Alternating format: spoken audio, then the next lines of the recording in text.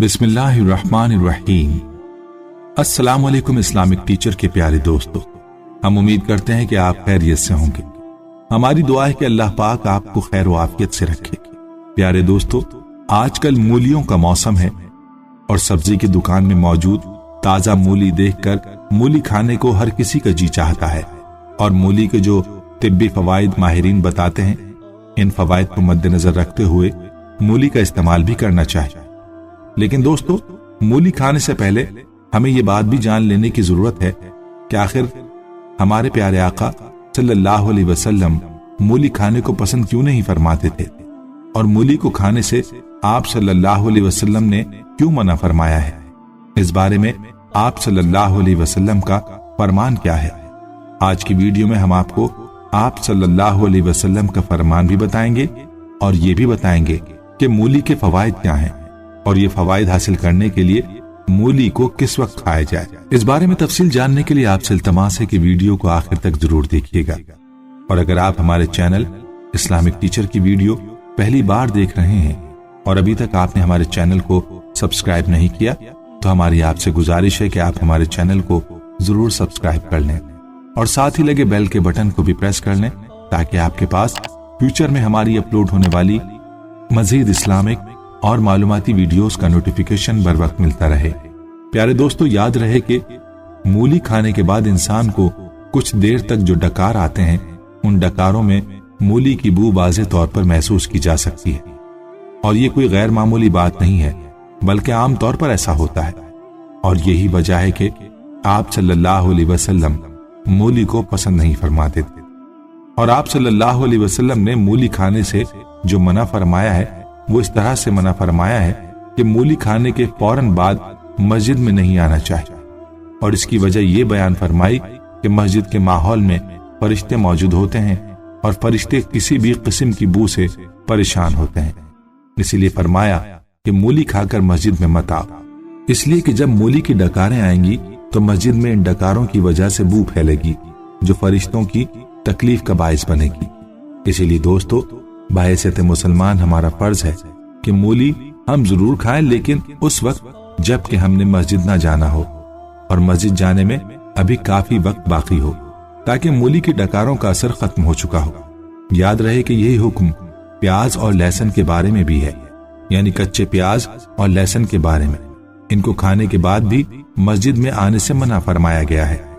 जैसे कि सही बुखारी और सही मुस्लिम की रिवायत है कि हजरत जाबिर बिन अब्दुल्ला रजी अल्लाह तआला अन्हुमा से रिवायत है कि अल्लाह के रसूल सल्लल्लाहु अलैहि वसल्लम ने फरमाया, जो शख्स प्याज और लहसुन खाए वो हमारी मस्जिद के करीब ना आए, इसलिए कि फरिश्ते भी इन चीजों से तकलीफ महसूस करते हैं जिनसे इंसानों को तकलीफ होती है।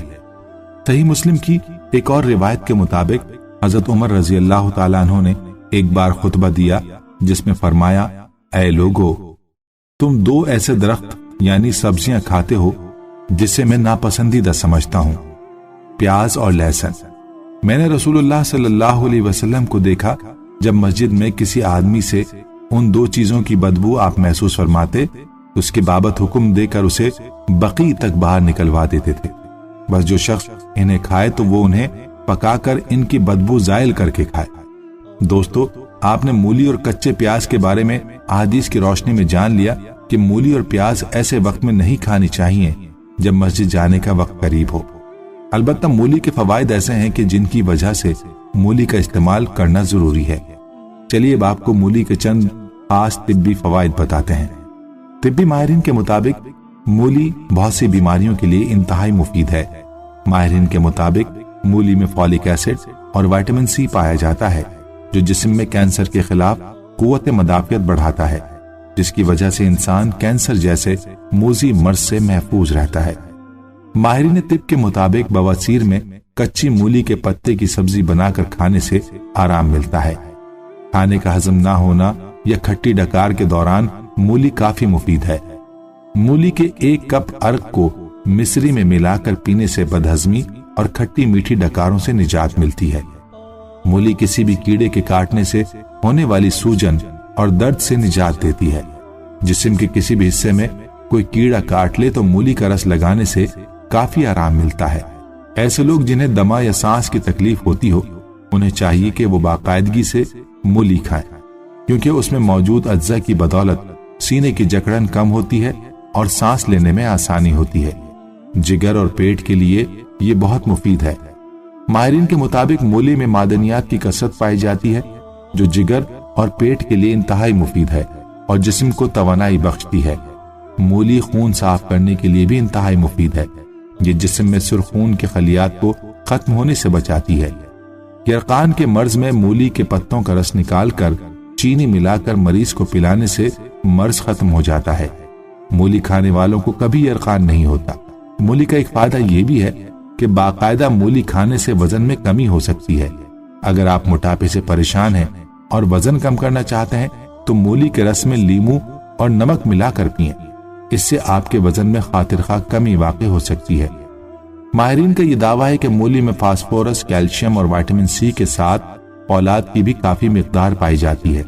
اب آپ کو بتاتے چلیں کہ گردے اور مثانے میں پتھری یا ریت آنے میں اس کا استعمال اکثیر اعظم ہے۔ اس کا متواتر استعمال ان امراض کا شافی علاج ہے۔ خود دیر سے ہضم ہوتی ہے مگر دوسری غذاؤں کو فوری ہضم کر دیتی ہے، اور بواسیر کے مریضوں کے لیے مولی اور اس کے پتوں کا رس بے حد مفید ہے جو جلن اور خارش کو بھی ختم کر دیتا ہے۔ ماہرین کا کہنا ہے کہ مستحکم طور سے مولی کھانے والے شخص کو کوئی بیماری نہیں ہوتی۔ مولی کو کچا کھانا خاص طور پر فائدہ مند ہوتا ہے۔ کہتے ہیں کہ مولی پتلی لی جانی چاہیے۔ زیادہ تر لوگ موٹی مولی لینا پسند کرتے ہیں کیونکہ وہ کھانے میں میٹھی لگتی ہے، مگر خوبیوں میں پتلی مولی زیادہ بہتر ہے۔ ماہرین کا کہنا ہے کہ مولی آپ کی بھوک کو بڑھاتی ہے اور آپ کے ہاضمے کے نظام کو بہتر انداز میں چلنے کے لیے تحریک دیتی ہے۔ گیس کی پریشانیوں میں خالی پیٹ مولی کے ٹکڑے کا استعمال فائدہ مند ہوتا ہے۔ مولی ہائی بلڈ پریشر کو بھی کنٹرول میں رکھنے کا کام کرتی ہے۔ مولی میں پوٹاشیم ہوتا ہے جو کھانے میں سوڈیم کی زیادہ مقدار کو کنٹرول کر کے جسم کو ہائی بلڈ پریشر کے خطرے سے بچاتا ہے۔ دوستو، یہ تمام فوائد ایسے ہیں جو کہ مولی کھانے سے حاصل ہو سکتے ہیں، اسی لیے اس سستی سبزی کا استعمال ضرور کریں تاکہ آپ کے جسم کو اس کی افادیت حاصل ہو سکے۔ البتہ پیارے آقا صلی اللہ علیہ وسلم کے فرمان کے پیش نظر یہ بات ذہن میں لازمی رکھیں کہ مولی کا استعمال ایسے وقت میں نہ کیا جائے جب مسجد جانے کا وقت قریب ہو۔ بہتر یہی ہے کہ مولی کو دوپہر کے کھانے سے کافی دیر پہلے کھا لیا جائے تاکہ یہ دوپہر کے کھانے سے پہلے ہضم ہو جائے۔ دوپہر کے کھانے کے ساتھ اس کا مشورہ اس لیے نہیں دیا گیا کیونکہ دوپہر کے کھانے کے بعد ظہر کی نماز کا وقت ہو جاتا ہے، اور اگر آپ دوپہر کو مولی کھائیں گے تو آپ کو مسجد میں مولی کی ڈکاریں آ سکتی ہیں۔ اس لیے جب بھی مولی کھائیں اس بات کا دھیان ضرور رکھیں کہ مسجد جانے کا وقت قریب نہیں ہونا چاہیے۔ خود بھی اس مفید معلومات پر عمل کرنے کی نیت کریں اور اس ویڈیو کو زیادہ سے زیادہ شیئر بھی کریں تاکہ باقی مسلمان بھی مولی کے بارے میں پیارے آقا صلی اللہ علیہ وسلم کا فرمان جان سکیں۔ اللہ سے دعا ہے کہ اللہ ہمیں دین کی سمجھ نصیب فرمائے اور اس کے مطابق زندگی بسر کرنے کی توفیق عطا فرمائے، آمین۔ پیارے دوستو، ہم یہ امید کرتے ہیں کہ آپ کو ہماری آج کی یہ ویڈیو ضرور پسند آئی ہوگی۔ اگر آپ کو ہماری آج کی یہ ویڈیو پسند آئی ہے تو آپ سے گزارش کرتے ہیں کہ آپ ہمارے چینل اسلامک ٹیچر کو ضرور سبسکرائب کر لیں اور ساتھ ہی لگی بیل کے بٹن کو بھی پریس کر لیں تاکہ آپ کے پاس ہماری آنے والی مزید معلوماتی ویڈیوز کا نوٹیفیکیشن بر وقت ملتا رہے۔ سبسکرائب کے ساتھ ساتھ ہماری ویڈیوز کو لائک بھی کریں اور اپنی قیمتی رائے کا اظہار کمنٹس میں ضرور کریں۔ کمنٹس میں آپ اپنے سوالات بھی ہم تک پہنچا سکتے ہیں۔ اللہ تعالیٰ آپ کو اپنے حفظ و امان میں رکھے، آمین۔